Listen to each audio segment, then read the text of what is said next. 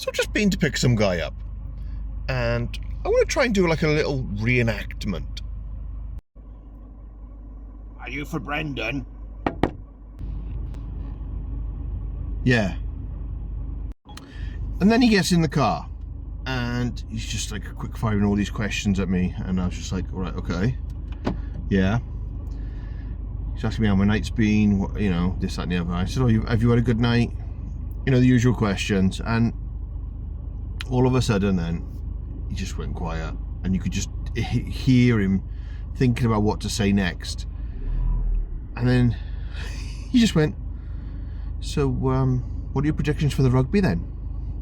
And I haven't really been following the rugby because I watched the first game and we just did terrible. I thought, this is what the rest of them are going to be like. And the rest of the time I've been working, so I haven't seen the rest of them. I haven't watched the highlights, nothing.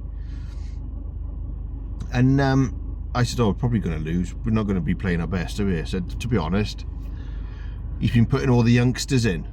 I said, you haven't been sort of combining them, and so the older players can sort of pass on their knowledge, and the youngsters can sort of learn a few things from them and that. And he was like, well, that's exactly what I was thinking. And I was thinking, oh, considering I haven't really watched the rugby, it was... So even though we got off on the wrong foot, because doing that to the window, I mean, come on, who does that? Who knocks that loud? The window is open. It had a gap in the window. You could literally, I could have poked him in the eye if I wanted to. He was that close to the glass.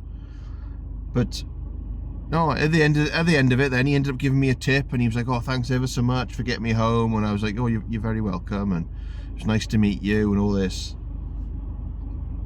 But just the first interaction I had with him, I thought, what a dick. Sorry, mate.